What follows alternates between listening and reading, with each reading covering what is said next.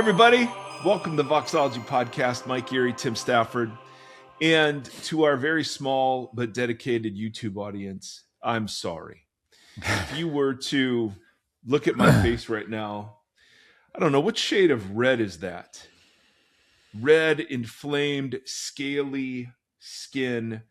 I tried. I did a full 7 days of the chemo cream, and the reaction was so intense. It's supposed to go for 2 weeks. I emailed my dermatologist. She said, thankfully, you're good. So I now have my face is now covered in steroid cream and antibiotics. So it's awesome. And by awesome, I mean it's horrible. This was just one of the worst weeks on record. It was, please just wear sunscreen. Okay, that's all I'm saying. Particularly if you're Scotch, Irish, and Austrian, like my lineage. My goodness, look at that. So if you're on YouTube, I'm sorry. It'll be better next week. You'll still see it, but it's like I had a mask on or a pair of sunglasses on. Anyway, enough about my face. Tim, let's talk about your face. Okay. You've got a gray hat, a really great beard, and dark glasses today. Yeah. And I would say we're kind of back to the fisherman vibe. You know, I could put you in Seattle. I could put you in Portland. I could put you in Alaska. I could put you on a boat fishing Arctic waters, and you would just fit right in. So well done. Do we have any listeners in Maine? I've always wanted to backpack up through Maine. I'm really enchanted by like old fishing villages, and every time I see a show about like that part of the world, I'm always kind of enamored with it. Yeah. I want to take a trip. I like that. On my favorite rocket ship. Well, the nice thing is, good call, good pull there. The nice thing is you don't have to buy a new wardrobe. You can just show up as you are. So for those who get motion sick because I'm rocking on video, I'm sorry about that. And for those who have to look at this face, you may just want to switch to the audio version. That's fine.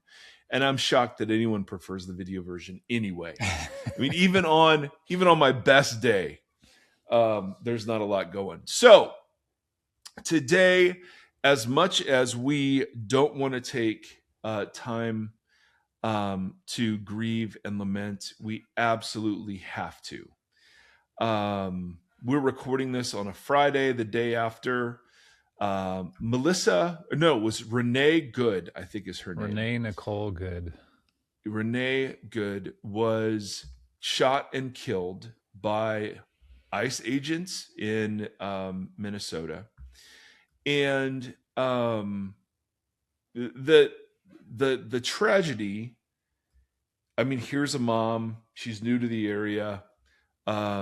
She is part of the LGBTQ community. The tragedy exists on multiple levels. Obviously, her murder, and as far as I know, unless new evidence comes out, I don't have another word for it. I watched 3 different camera angles on it, and no. I mean, they don't try to de-escalate or anything. It just And then I saw a video this morning of them congratulating each other afterwards.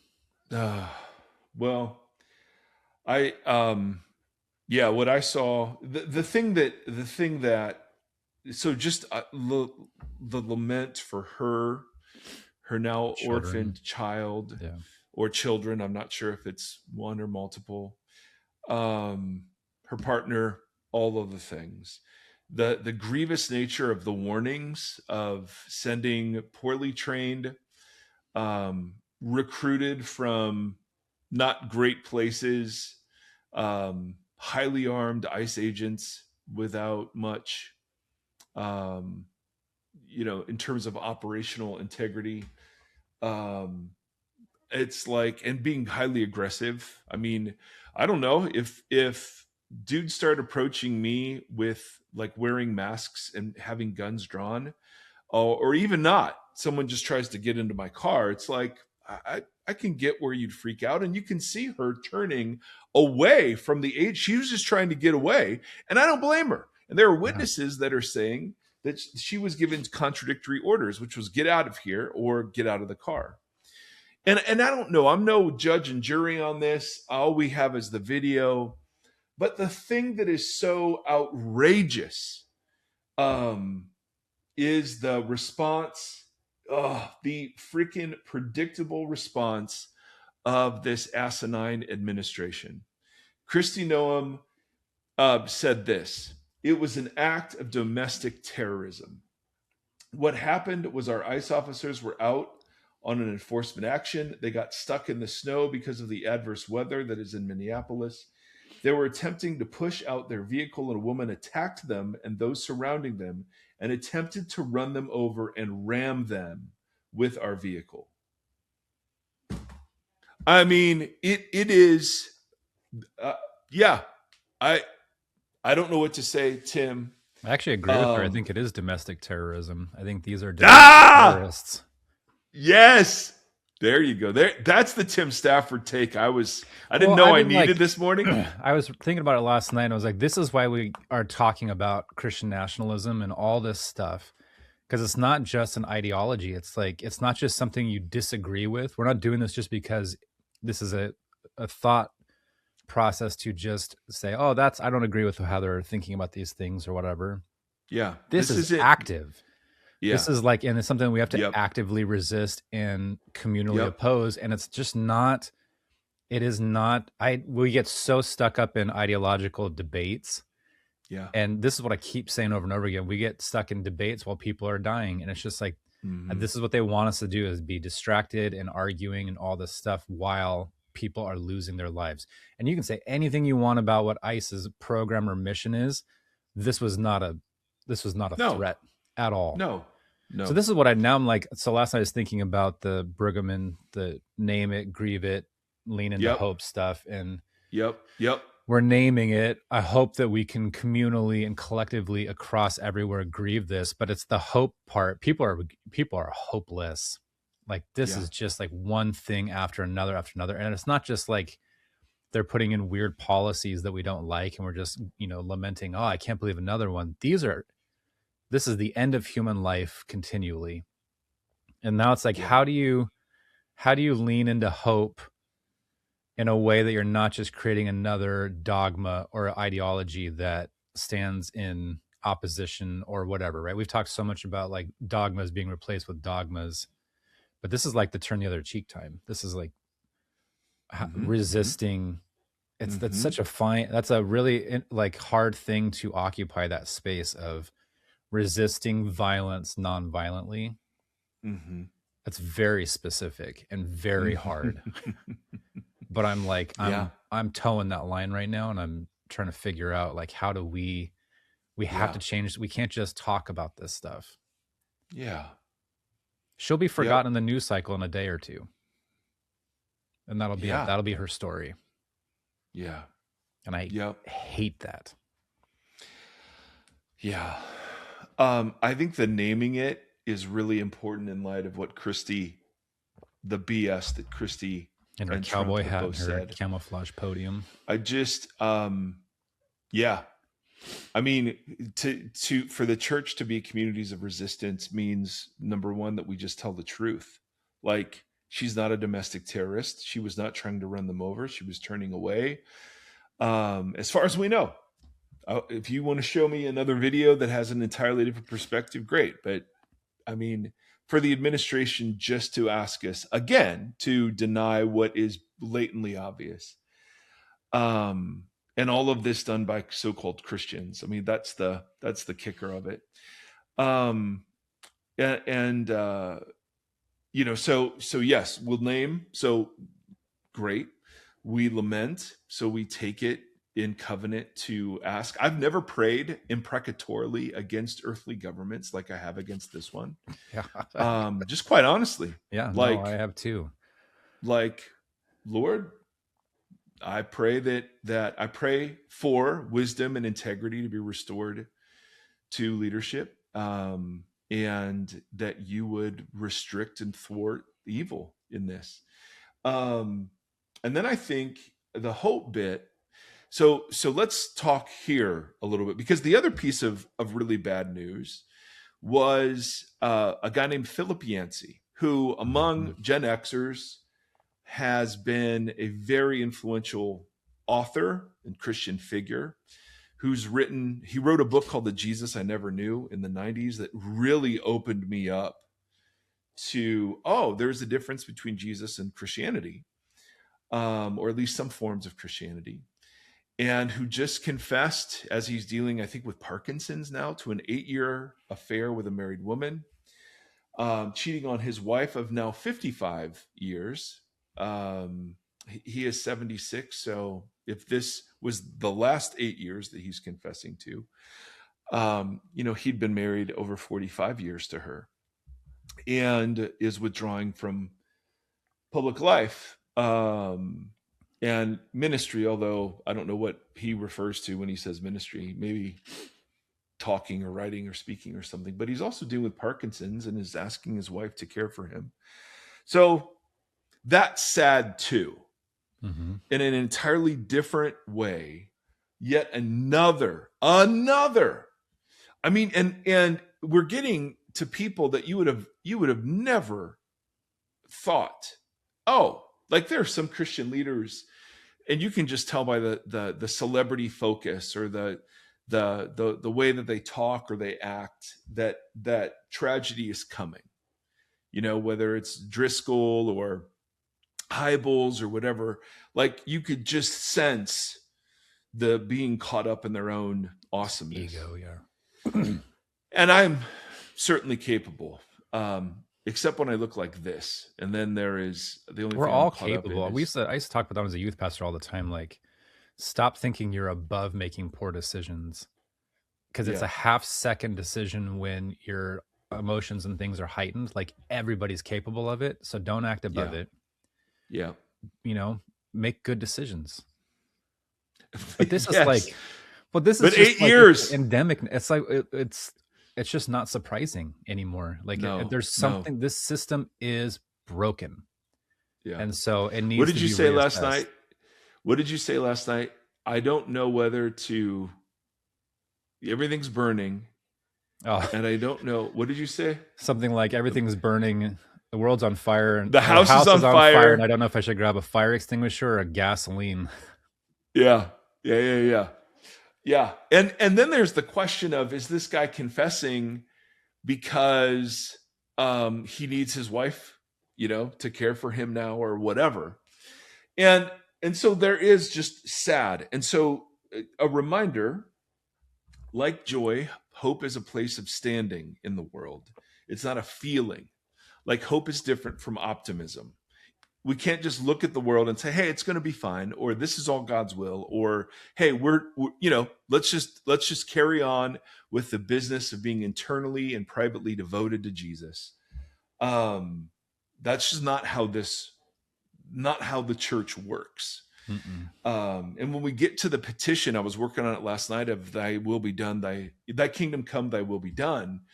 I mean, we've talked about it before, but there are massive social implications for when you pray that. So hope for us has to be a place where we can equally name and grieve, regardless of sides or, tensions or continuums. But it also is a place that's found in the midst of darkness, not in its absence, right? That's just the clear and abundant teaching over and over and over, is that when all hope is lost, there is a God who is real and active and does stuff exactly in those moments, but it's through the wilderness, not around it. And so my hope isn't the certainty that this is going to be over soon. My hope isn't that. I don't know that it will be. My hope isn't that it's not going to get worse. I think it will. My hope isn't that no more Christian leaders will be exposed. My hope isn't that. So my hope isn't outcome based in terms of a change of circumstance. My hope is severalfold. Number one, that God is at work in all things, and that part of what's happening is that we are being exposed for who we are and what we value and what we prioritize. Like the lack of authentic Jesusness is being exposed everywhere. My hope is that that there are good people that are in the church who are embodying the alternative, and we'll never get press and we'll never get focus, but it's happening. My hope is that that when Jesus sets the world back to the way it should be, whatever justice looks like, justice will be done. Absolutely.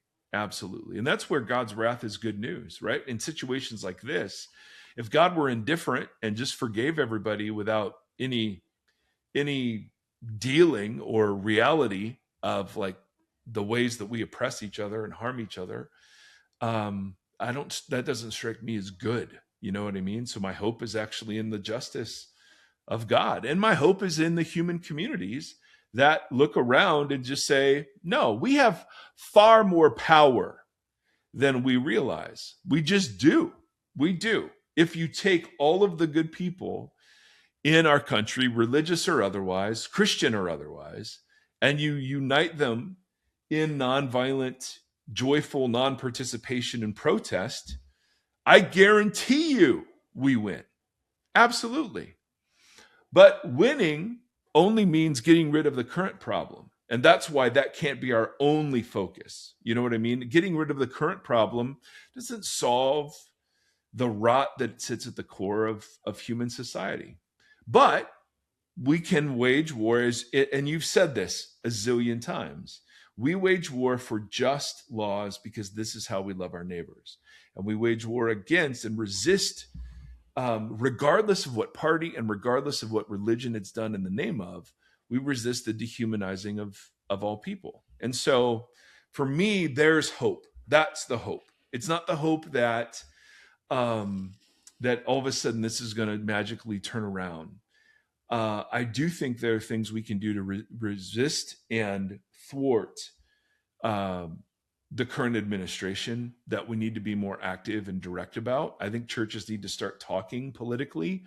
And I don't mean partisanly, I mean politically. And we've talked at length, if you've been a listener for a while, about the difference.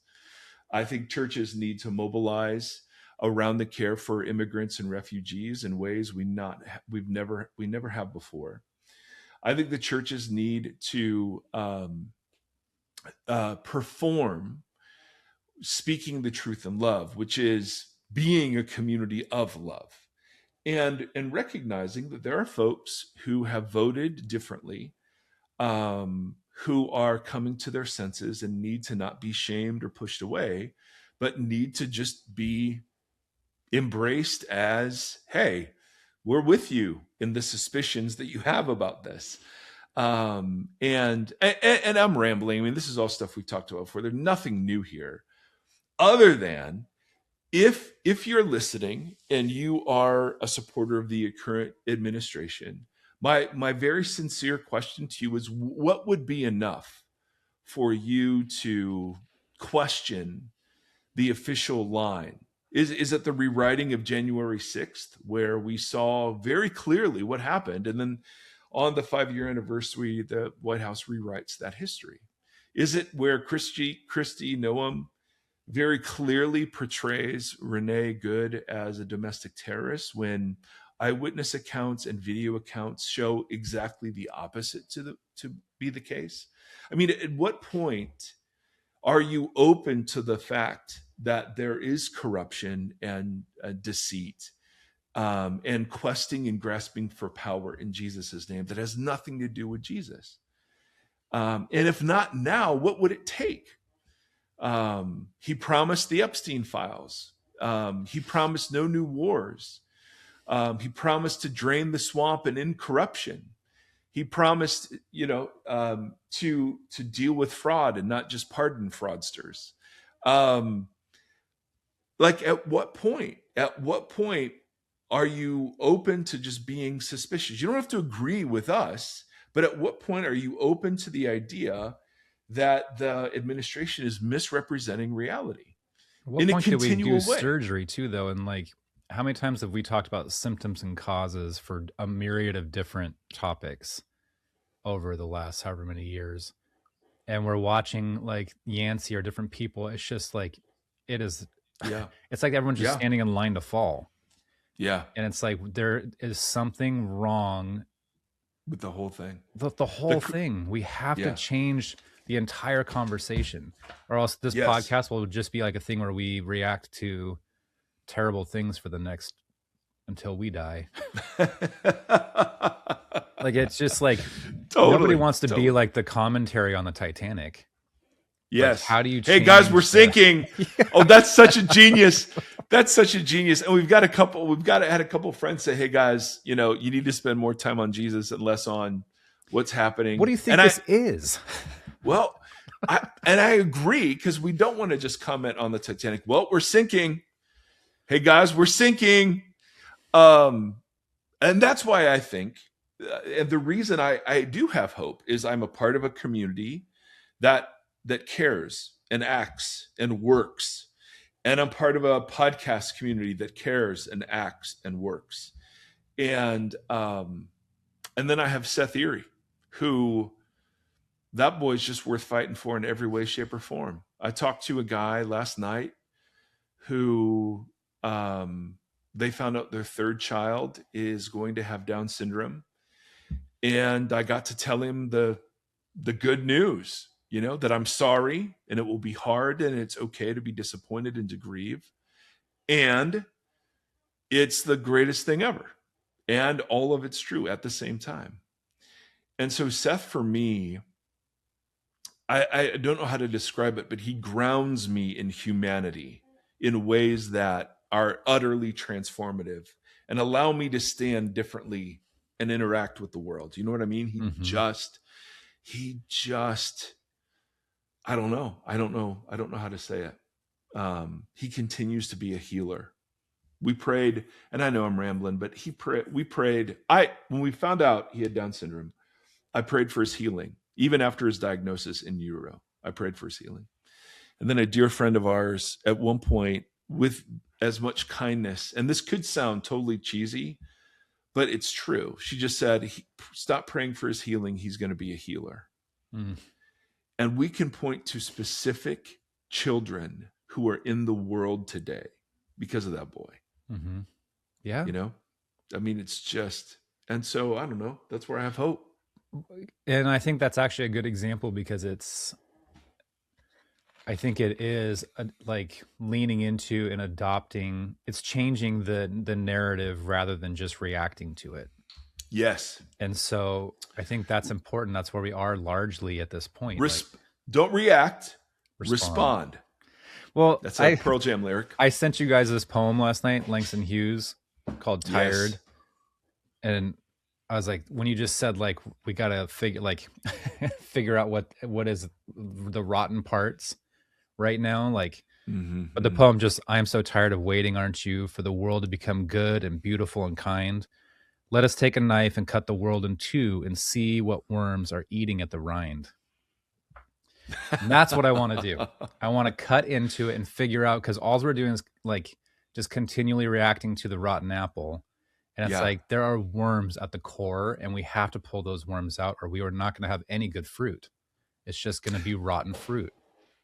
Yes. And I don't know how to do that. I don't either. While obeying the Sermon on the Mount. Like, it's the, you know what I mean? Like, well, play with that for a second. What is the sermon? If you sum up the Sermon on the Mount, like, why did Jesus give that particular teaching the way that he gave it?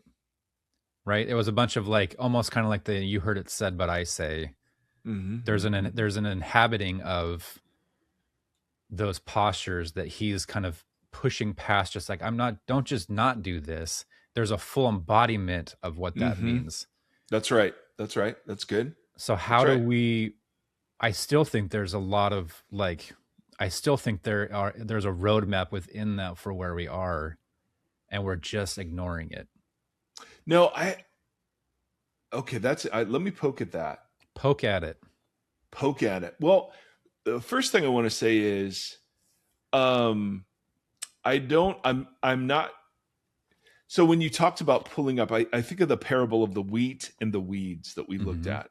And that's like my fundamental orientation to the world, that our job isn't to pull up the weeds lest we hurt the wheat. But when we filter through, well, telling the truth, well, yeah, we know the weeds by their fruit, absolutely, and identifying and warning and countering and resisting. All of those seem to be appropriate postures of the Sermon on the Mount. And so for me, the Sermon on the Mount is like, it's a vision of life in exile. It's what Jeremiah 29 was to the original exile community, and First Peter was to the diaspora of the church. It's Jesus looking at Israel as Israel sorts through her options in dealing with Rome, withdrawing, collaborating, violently revolting, trusting on external holiness, and Jesus presenting an entirely different way. And that way happens to correspond to what it is to be human and to image God. But it's a blueprint for embodying the Father to the world. And so there is. Are you agreeing with this? Yeah. Oh, well, I think well, I think the dehumanization stuff is at the center of most of these conversations. And so it's like, when I think about how do you respond to how do you respond to seeing like monumental dehumanization, like murder, right? That is maybe as egregious as you can get with dehumanization. Absolutely. Taking away their humanity completely, ending their life. What is the response to that? Like, if we are people who are partnering in the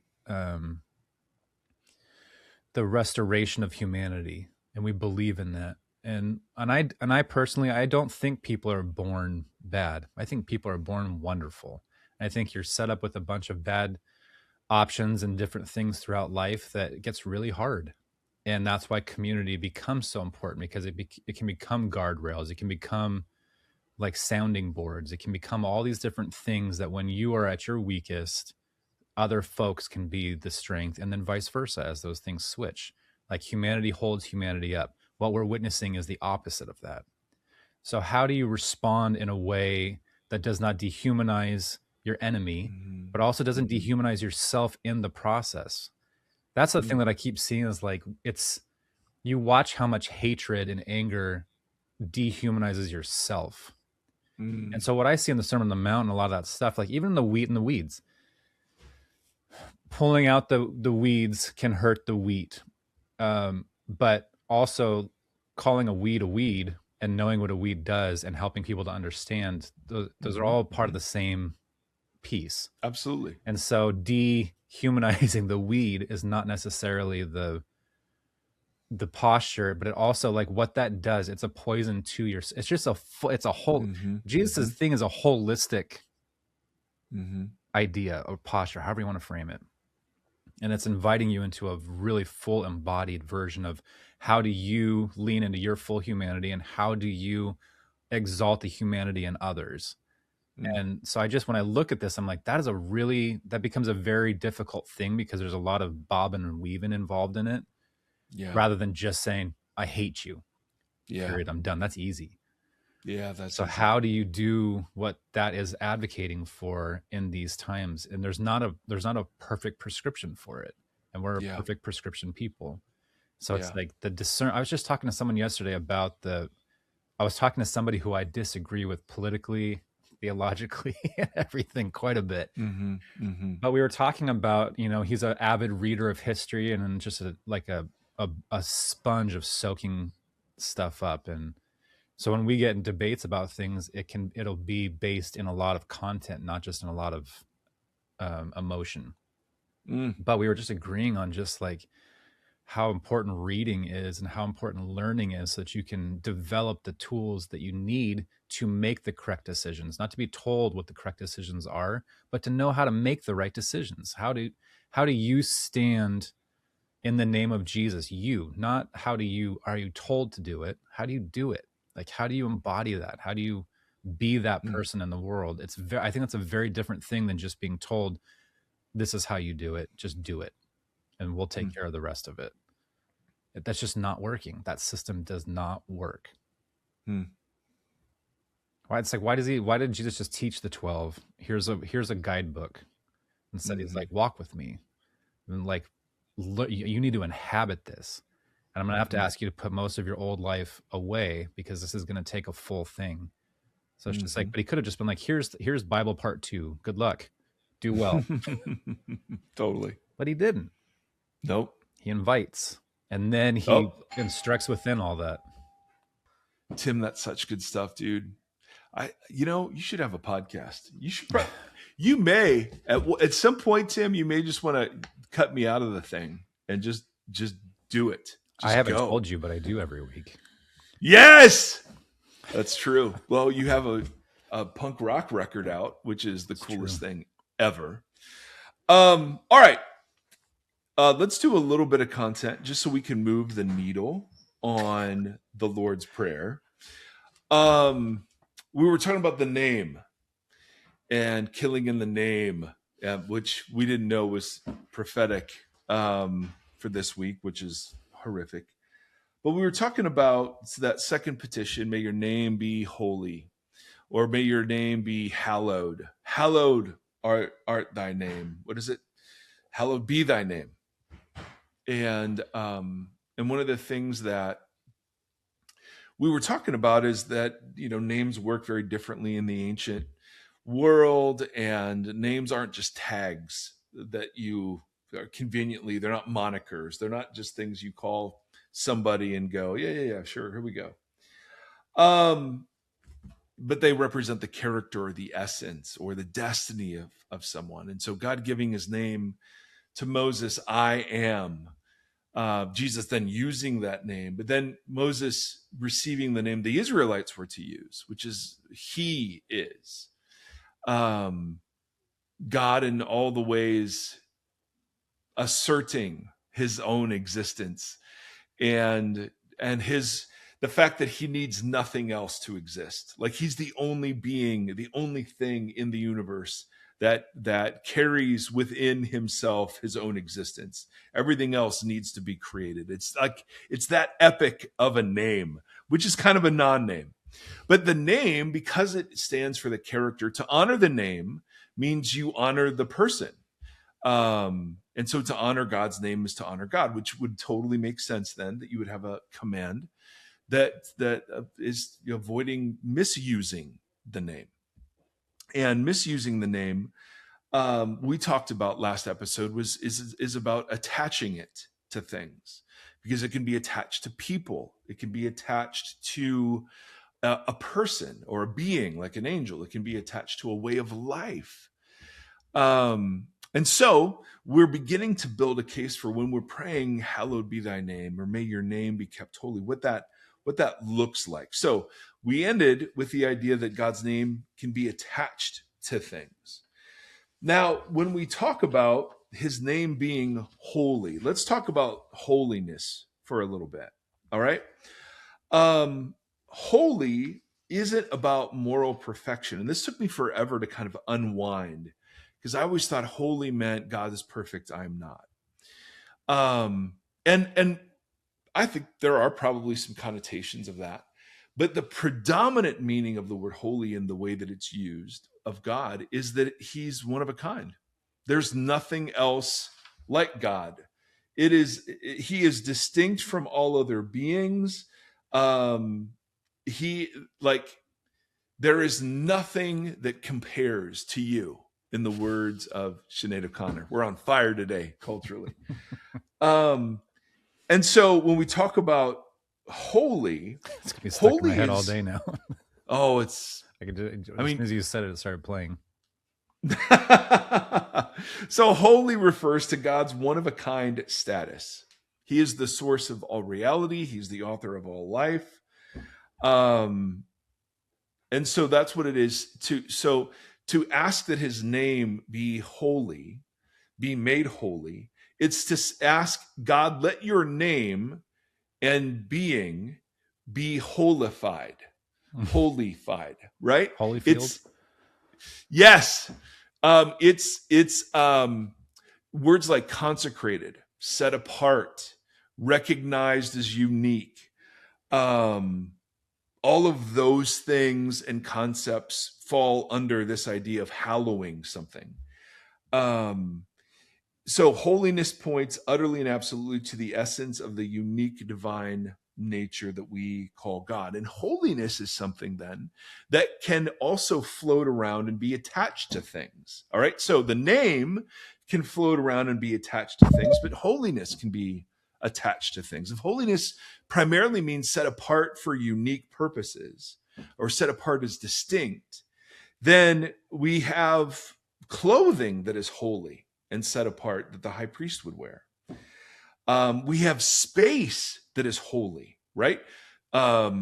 Moses, the burning bush, remove your sandals. You are standing on holy ground because the presence of God was there. It is holy.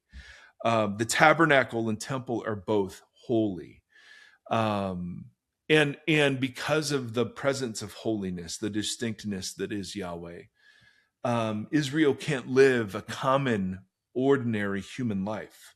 They have to live in response to holiness. And so they become a holy nation. You have bowls and spoons and basins that become holy because they're dedicated to the Lord, right? You have time, Sabbath. The first thing that's named holy in the scriptures is Sabbath, like honor the Sabbath day and keep it holy. And so holiness floats around like the name does, right? So the name can be placed, beings, lifestyles, whatever. Holiness also, something can be holy or it can be profane. That is the opposite of holy. To profane something means to treat it as common, to treat it as empty, to treat it as ordinary, to see no uniqueness to it or about it. Does that make sense? Mm-hmm. That's a super, so in a way, to hallow something means to imbue it with unique purpose. So this is a super dumb example. But when I walk into, and I don't do this, but if I were to walk into a clothing store, and let's say I'm buying jeans, which I maybe have in the past, the jeans that are all arrayed there are common, right? They're just out there for anybody to consume. But when I identify a pair that I'm about to purchase, what I do when I purchase them is I give them a new identity. And what's that new identity? They are mine, right? They are my jeans. So I treat them differently than I treat all the other jeans in that store. Correct? Mm-hmm. Is this making sense? Because I think this is a really powerful picture of what it is to hallow something. Well, it's interesting on that spectrum too of what it means to take it in vain and then to this end. Yes. And it feels congruent with the previous conversation. I mean, I'm hoping so. Tim, I'm doing my best here, bro. I'm doing my best. So to hallow, so the name floats and can be given, and to honor God is to honor the name. To honor the name is to honor God, because the name is the essence. Holy is to recognize something as distinct, set apart, unique, one of a kind, and that gets labeled onto like utensils and physical space and time and people, a holy nation. And so you see where this is going, right? To hallow the name is to treat the name who as the character, the essence of God, as unique and one of a kind. Like there's no other being like this. And so to hallow it, or to holify it is just to honor the uniqueness of something, to set it apart. That's why like using Jesus's name in vain is an issue, because you're just treating it as common, but it's not quite the issue that the third commandment prohibits. You know what I mean? Mm-hmm. There, as we've talked about, that's a much bigger deal than just whether or not you are cussing. So to profane the name is to disregard the holiness of God. Does that You with me so far? Yep. To treat it as common. Now, because the name gets attached to things, to profane the Sabbath meant to do ordinary work on the Sabbath, right? That's what it meant to profane. The way you were to treat the Sabbath holy was to refrain from work. And so if you would do work on the Sabbath, you're just treating it like another day. That's what it means to profane it. When God says, out of all the nations of the world, you will be mine, it's like me and the genes, right? Now I've bestowed a unique identity upon a common pair of genes, but now they're my genes and I treat them differently.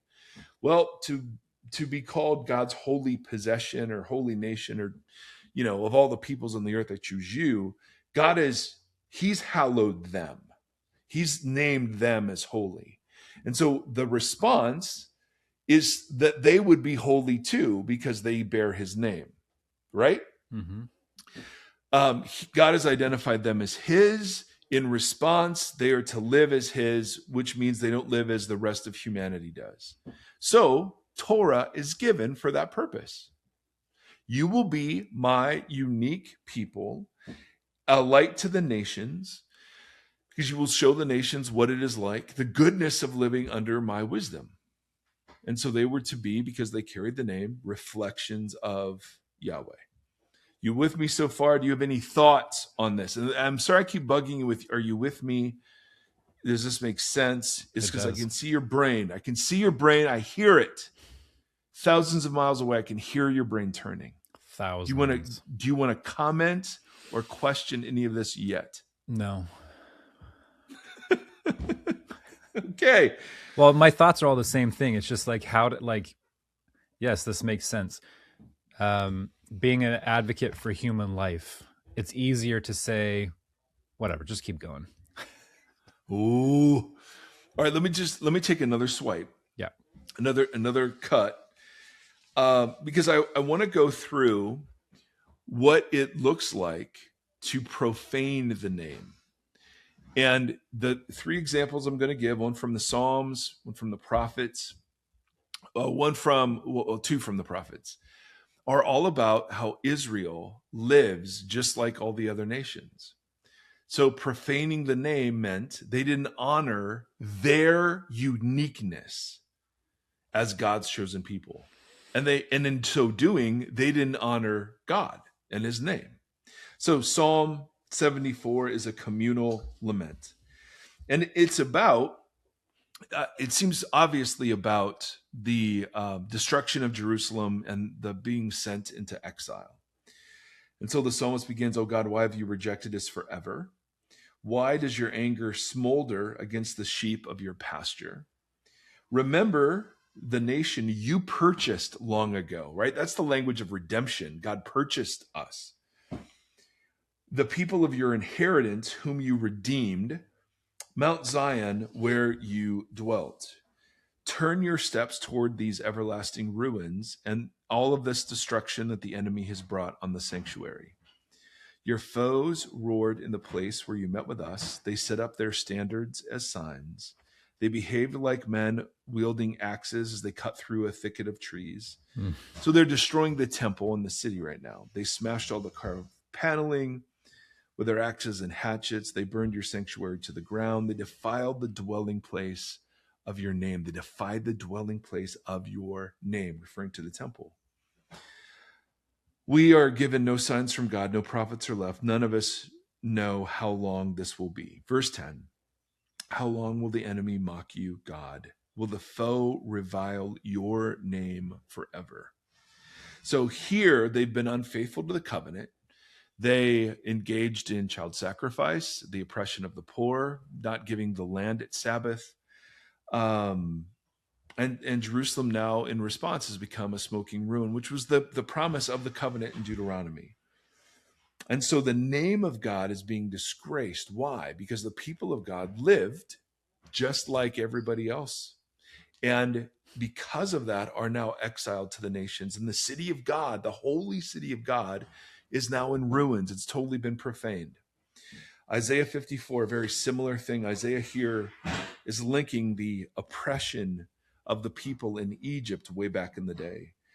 to the oppression that they are now experiencing from Assyria. And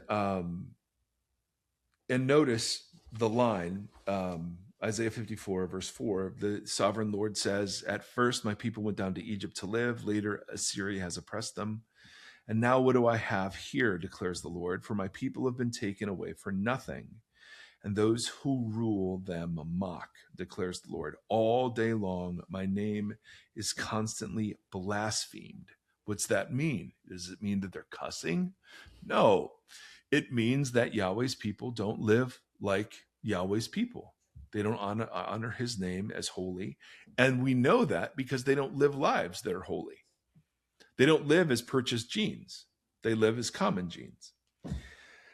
The big place that this petition comes from is in Ezekiel. You were reading there this morning. You told me off air, which I'm super proud of you. Thank you. Yeah. And I call him here, this is Ezekiel 34 is one of the most famous critiques of Israel's leadership. Israel are they're sheep without a shepherd. The shepherds of Israel are bad, corrupt, power hungry, all the things. Ezekiel 36, because of that failure of leadership, now Israel's in exile. And so notice, like the prophet, Yahweh through the prophet is going to tell the story of Israel as one of receiving the holy name and then defiling or blaspheming or profaning the holy name. So Yahweh through the prophet says, "I dispersed them among the nations, and they were scattered through the countries. I judged them according to their conduct and their actions." Their conduct and their actions. "And wherever they went among the nations, they profaned my name. For it was said of them, these are Yahweh's people, and yet they had to leave Yahweh's land." Right? Oh my goodness. Constantly. So were they cussing? No. Nope. Designated Yahweh's people as Yahweh's people was that they lived in the land and that they lived in the presence of the temple. And so now that was gone, they were just common, ordinary people. Now, we know Yahweh still was going to restore them and he's going to bless them. And actually, Ezekiel 36 gets into a really cool promise. But I want to take us on this tour because the name can be attached to things and holy can be attached to things. And so to honor God's name as holy isn't just refusing to use cuss words or capitalizing the G in God. I thought all of those things were what this dealt with. It's actually to see God's name be restored to the nations because of the behavior of God's people. That's what you're asking. And if you're asking as one of God's people, you are volunteering for the mission. That's the point of this. So these are the Lord's people, and yet they had to leave his land. Now, this is what Jesus is praying for. "I had concern," Yahweh says, "for my holy name, which the people of Israel profaned among the nations where they had gone. Therefore, say to the Israelites, this is what the sovereign Lord says. It is not for your sake, people of Israel, that I'm going to do your restoration, but for the sake of my holy name, which you have profaned among the nations where you have gone." And then there's this line, "I will show the holiness of my great name." Now, what's he mean there? I will show that I am distinct, I am real, I am unique, I'm a one of a kind, I am the source of everything, and I'm worthy of worship and devotion as opposed to the false pretenders. But this line, "I will show the holiness of my great name," that's what Jesus, that language is as close as we get to when Jesus prays, "May your name be seen as holy. May your name be kept holy." So here God announces he will do that, and Jesus prays that God will do that. So Jesus is praying for the fulfillment of this long piece of Ezekiel. Are you with me? Mm-hmm. Like the words of Jesus don't ever arrive in a vacuum. They're always part of the big story. And so we're telling the story of Israel through the name of God. They've profaned the name. They've blasphemed the name. So God's going to restore Israel, but it's not for Israel's sake, even though they'll be blessed. It's for the sake of God's name. I will show the holiness of my name. Jesus is telling this story when he says, Father in the heavens, hallowed be thy name. May your name be seen as holy. May your name be holified. May you be seen as the distinct, beautiful, compelling creator I have a that question. You actually are. Yes. Finally. The way that I got lots of questions. The way that we have always talked about that growing up or whatever, and this is the same conversation we've had about worship, right? That God's not sitting there looking for a pep rally. But I think that is how we have framed and embodied ascribing holiness or whatever, right? It's just like this, holy, holy, holy, or the Lord God Almighty. Like, it's just these songs that just say, like, this is this magnificent being and needs us to continually acknowledge. So while you're going through all of that, though, and how most of the ways in which God's holiness is being subverted is through action, and sometimes through word, but usually it's the word. It's usually a putting the word onto an action or using it. In someone in that way. Empty vows would be a way language would work there. But even vows are saying you're going to perform an action, but even if you don't do it. So when I think about the two greatest commandments, right, and we've talked about that on different episodes in different ways, of like love the Lord your God and love your neighbor, that those two things are intrinsic to one another, that one of them fulfills the other in a certain way. And we've talked about the same thing with worship, that worship is justice, it's active. So when you see the love the Lord your God, here's the theme. So there it is. But it's like, it's when you look at what this means for the first conversation we had, what does it mean to revere God's name in light of the fact that loving the Lord your God and loving your neighbor are simple. But it's you know what I mean? Like it's the same answer. It is, but we try to make it ideological instead. So if we can just sing words, or if we can just say this is who we are, yes, exactly. Then we are being people who are leaning into holiness and giving God the holiness he deserves, when it's like, nope, we are doing exactly what he's saying not to do. Correct. And so we need to, like, this is again a whole different posture and embodiment that is enacted largely, I think, not through the singing of those songs, but through the way in which we uphold what it is that God's trying to do in the restoration of humanity within our neighbors. That's right. So that's it. These ideas, all that makes me think of is the pro-life thing. Like, it's easy to advocate for people who aren't here. It's really difficult for some reason to advocate for those that are. And that requires a lot more than just being like putting a bumper sticker on your car that says I'm pro-life and you're wretched for not being so. No, it's these people that are serving at these X, Y, and Z places and doing these things that are trying to help restore humanity. So, yeah, I don't know if that was a question as much as a working through talking about. I'm trying to work. I think everybody forgets that I don't have notes for this stuff, so I'm trying really hard to ask questions and react in real time. Sometimes those are tangents. I've sent you notes like Tim. 3 times. Out of almost 700 episodes. Yeah. And did you use them?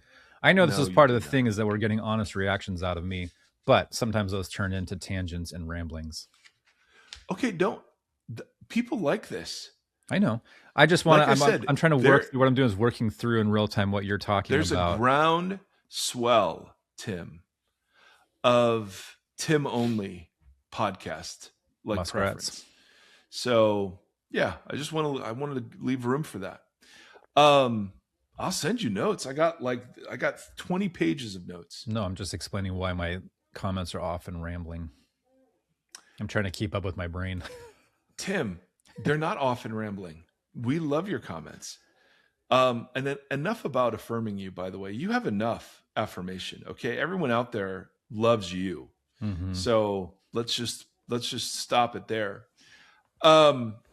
But you are cooking with gas, my friend, in seeing the common thread through the worship conversation is worship is justice. Worship is the communal life. And I never knew this, man. I always thought like this was the liberal view. And I think there is a liberal view, and liberal in this way would be a pejorative that simply reduces all of Jesus following down to social action. Mm-hmm. I don't think that's right. But to be God's holy people in Torah, just read Torah. And it's all about the corporate life of the community. Oh, that's the question. And yes. No, finish. I like that you raised your hand. Well, because my question was about the idea of progressive revelation. And if that is a real thing, when you look at all the stuff you just went through in Ezekiel and whatnot,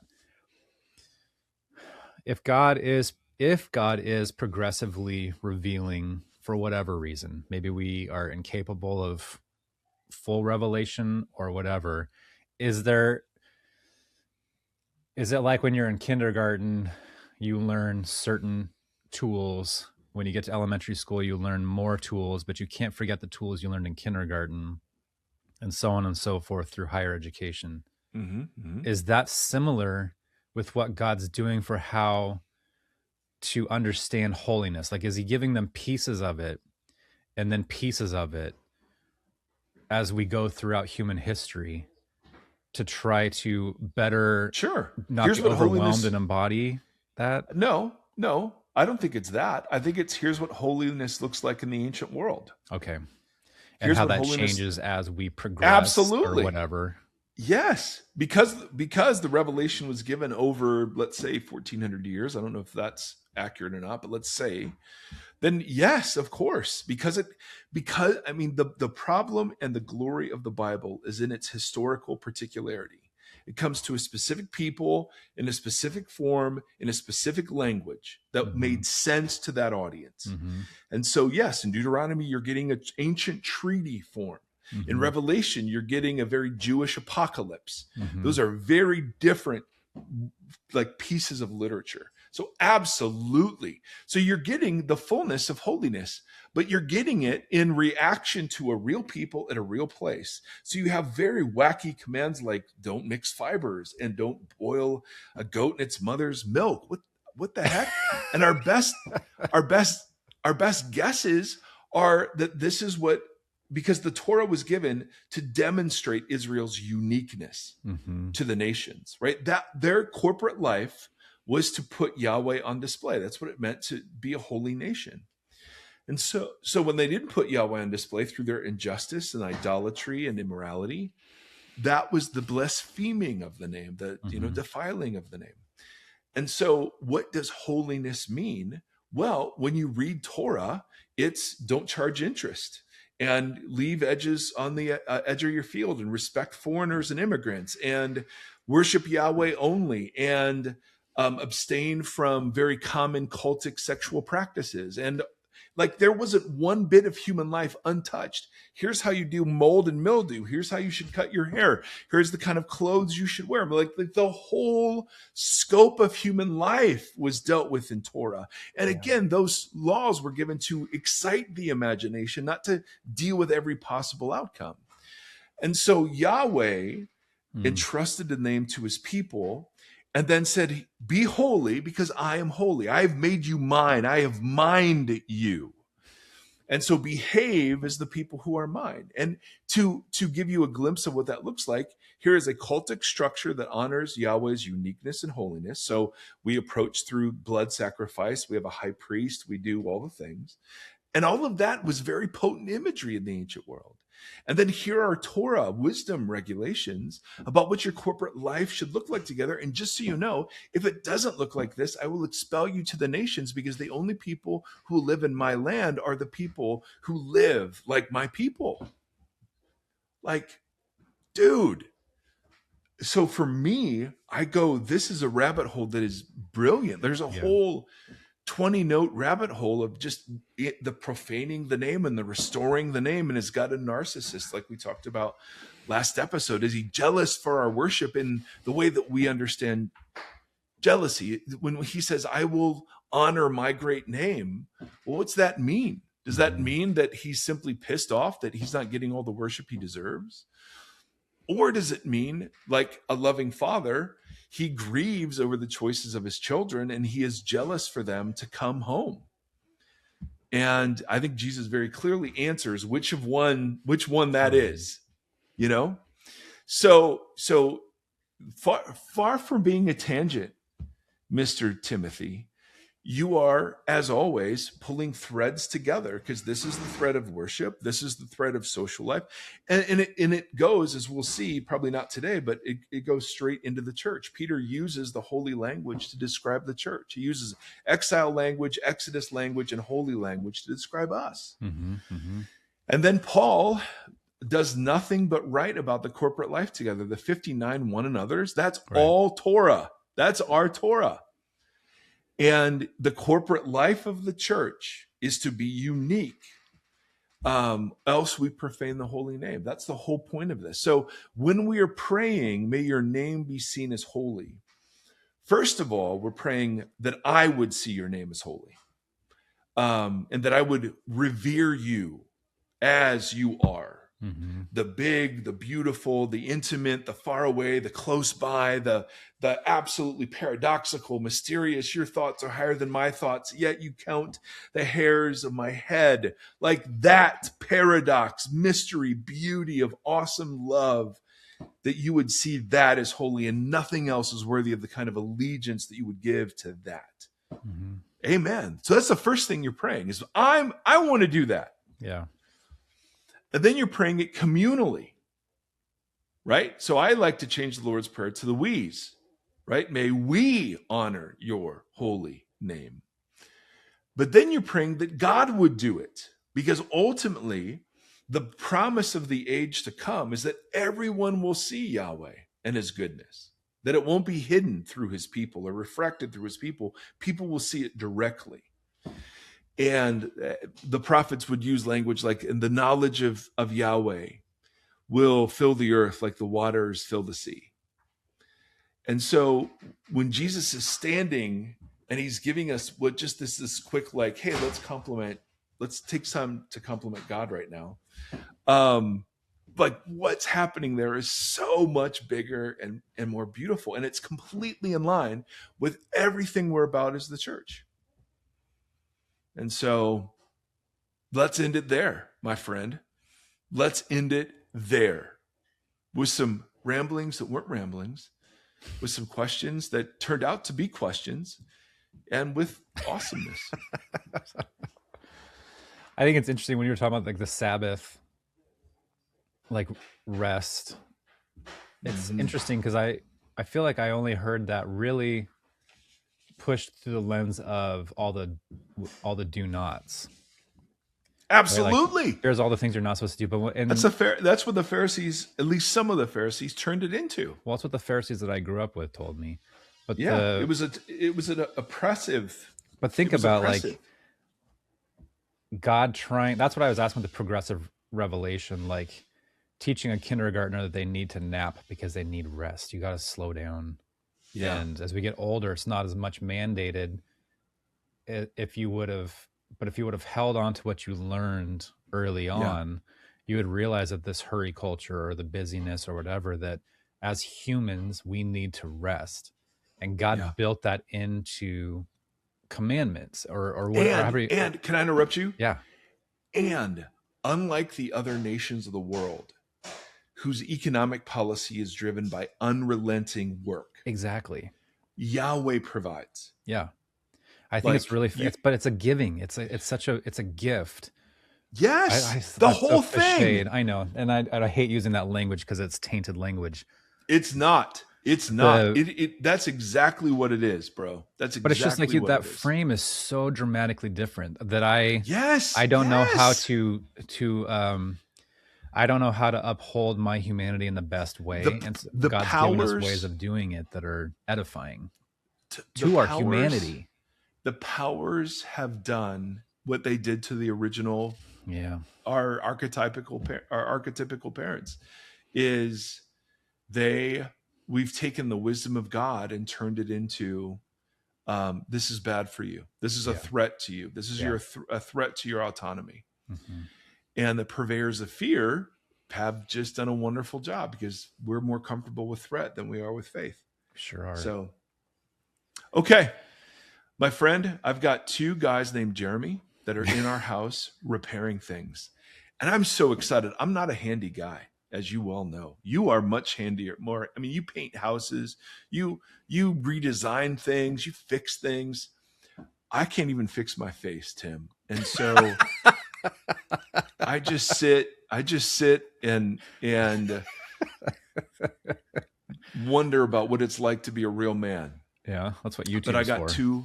I got 2 real men who are in here and who just fixed a glass door and are now repairing a cabinet. And then I've got a list. It's going to be great.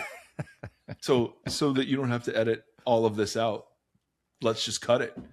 So we'll do a little more on God's name. I have, 7 more pages of notes that you won't see. And I will send them to you. No, that was not a complaint. I was just saying sometimes I'm trying to piece things together in real time and it can. But that's the gift. A little wandering. That's not wandering. Somebody just bought a Wanderer shirt from our Etsy thing, so no, there's at least one person out there that's like, let's come on, that has taste.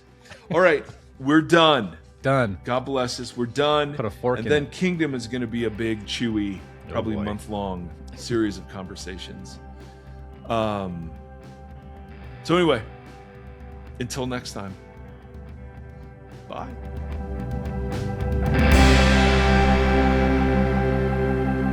Thank you for listening to this conversation. The Voxology podcast is a 501c3 nonprofit organization that is made possible by listeners just like you. If you'd like to partner with us, you can do so at patreon.com/Voxology podcast or on Tithely, tithe.ly, and just search Voxology podcast. Links for both are in the show notes and on our website. You can interact with the hosts on Facebook /Voxology Podcast or on Instagram at Voxology Podcast and on Twitter or X, whatever it is, at Mike Erre. Thank you for walking this long road with us.